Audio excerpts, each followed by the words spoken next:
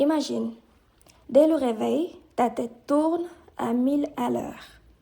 Tu réfléchis déjà à tout ce qu'il faut gérer aujourd'hui. Le travail, les courses, les enfants, les tâches ménagères. Et ton partenaire, lui, il se lève, il prend son café sans même penser à tout ça. Ça te parle, non? Ce n'est pas juste une charge mentale, c'est une charge émotionnelle.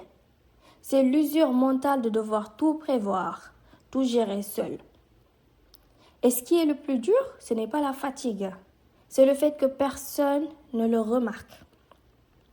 Tu gères le budget, tu te souviens des dates importantes, tu fais attention aux besoins de chacun et malgré tout, tu entends encore cette phrase assassine.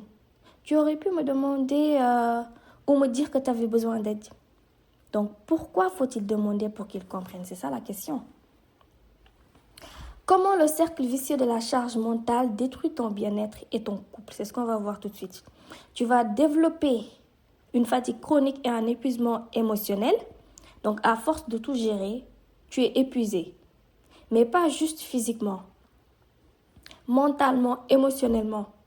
C'est comme si, à chaque seconde, ton cerveau était un ordinateur qui n'éteint jamais ses notifications. Il y a le ressentiment qui s'installe. Tu n'en veux pas à ton partenaire, enfin au début. Mais progressivement, une rancœur s'installe. Pourquoi est-ce que c'est toujours moi qui pense à tout? Et ce ressentiment, il ne disparaît pas. Il s'accumule jusqu'à exploser. Et nous avons le piège du silence. Tu crois qu'il va finir par comprendre. Tu te dis que si tu ne dis rien, il va finir par voir ton épuisement. Mais non. Le silence ne résout rien. Il ne fait que creuser l'écart entre vous.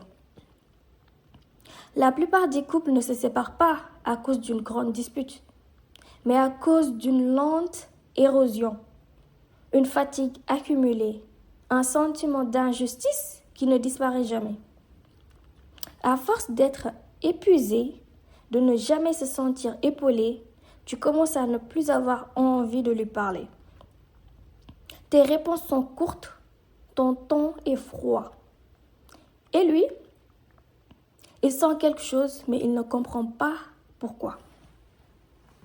Tu te rappelles quand vous riez pour rien, quand vous aviez ces moments de tendresse spontanée. Mais maintenant, tu es tellement fatigué de penser à tout que même les moments simples deviennent une corvée. Si tu es toujours celle qui réfléchit à tout, qui planifie, qui gère, ton partenaire prend inconsciemment l'habitude de ne pas le faire en fait. Et là, c'est fini, il devient passif. Et toi, tu deviens indispensable, mais au prix de ton propre bien-être. Et c'est là que ça devient dangereux. Parce que quand tu ressens une injustice, quand tu sens qu'on profite de toi sans même s'en rendre compte, tu perds peu à peu le respect que tu avais pour lui. Tu te dis, ça ira mieux quand les enfants seront plus grands, ou ça va se calmer quand on aura moins de stress au travail. Mais la vérité, c'est que rien ne change tant qu'il n'y a pas une prise de conscience. Moins d'envie de parler, moins de câlins spontanés, une fatigue émotionnelle qui te fait soupirer au lieu de sourire. Tout ça sont des signaux que quelque chose ne va pas. Si ce cycle continue, il y a un point de non-retour.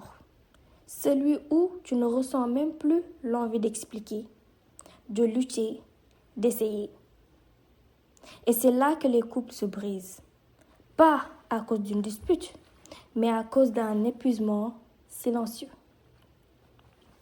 Donc là, je vais parler des erreurs fatales que font les couples et qui aggravent encore plus la situation.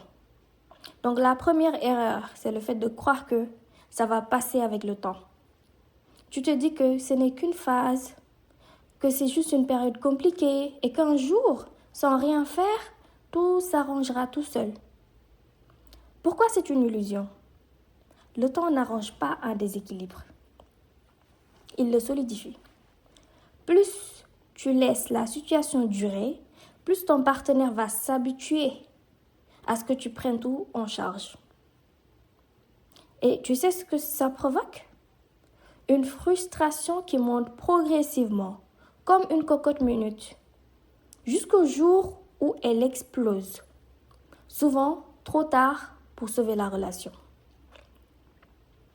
La deuxième erreur, c'est le fait de se dire « mieux vaut tout gérer seul que de devoir expliquer encore et encore ». Tu te dis que c'est plus simple de tout faire toi-même, que demander de l'aide prend trop d'énergie et que de toute façon, il ne comprendra jamais réellement tout ce que tu vis. Tu sais pourquoi c'est dangereux? Ça crée une relation déséquilibrée où ton partenaire devient un spectateur au lieu d'un acteur. Il prend inconsciemment l'habitude de ne pas participer car il sait que tu t'en occupes toujours. Et qu'est-ce que ça provoque? Tu deviens la seule responsable et lui devient passif. Ce qui t'épuise encore plus et creuse l'écart entre vous.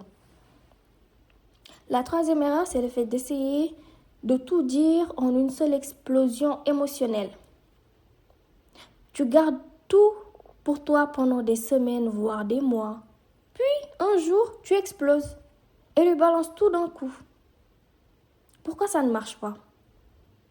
Lorsqu'un problème est exprimé dans la colère, l'autre personne se met immédiatement sur la défensive. Ce qu'il entend, ce n'est pas ta souffrance. Ce qu'il entend, c'est une accusation. Et qu'est-ce que ça provoque? Un cercle vicieux où l'autre réagit par du rejet au lieu de prendre en compte ton besoin de changement.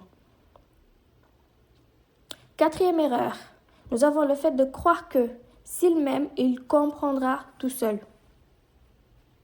L'amour ne devrait pas nécessiter d'explication, n'est-ce pas?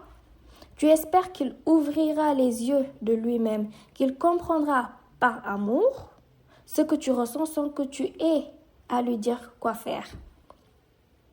Pourquoi c'est un mythe? Ton partenaire ne vit pas ta réalité.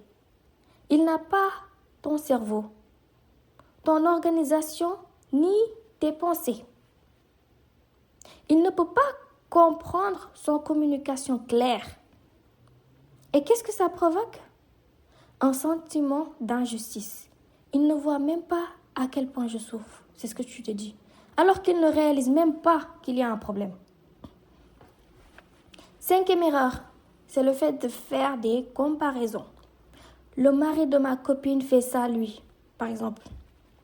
Tu veux lui montrer qu'un homme impliqué, ce qu'un homme impliqué devrait faire, Alors tu lui dis que d'autres partenaires sont plus attentifs, plus aidants, plus conscients.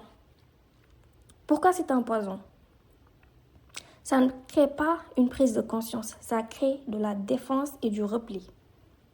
Il va se sentir jugé, inférieur, et plutôt que de chercher à s'améliorer, il va se fermer davantage. Ce que ça provoque? Au lieu d'avancer, vous vous éloignez. Il peut même penser que quoi qu'il fasse, ce ne sera jamais suffisant.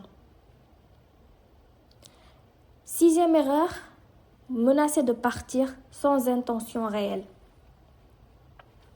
Parfois, quand l'épuisement devient insupportable, on lâche un « si ça continue, je vais partir », mais sans vraiment vouloir le faire. Pourquoi c'est une erreur? Une menace sans action réelle finit par perdre tout impact. Si tu dis ça plusieurs fois sans agir, ton partenaire ne prendra plus tes paroles au sérieux. Qu'est-ce que ça provoque? Il peut croire que finalement, ça ne te dérange pas tant que ça, ce qui empire la situation et prolonge ta souffrance. Si tu te reconnais dans ces erreurs, sache une chose, ce n'est pas ta faute. Mais maintenant que tu sais ce qui ne fonctionne pas, tu peux arrêter d'aggraver la situation. La clé, ce n'est pas juste d'exprimer ton épuisement, mais de le faire d'une manière qui produit un vrai changement.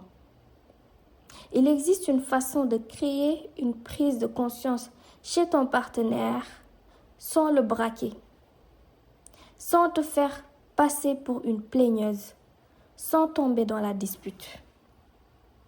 Regarde ta vie actuelle, regarde ton quotidien, pose-toi cette question. Combien de temps encore vas-tu supporter ça?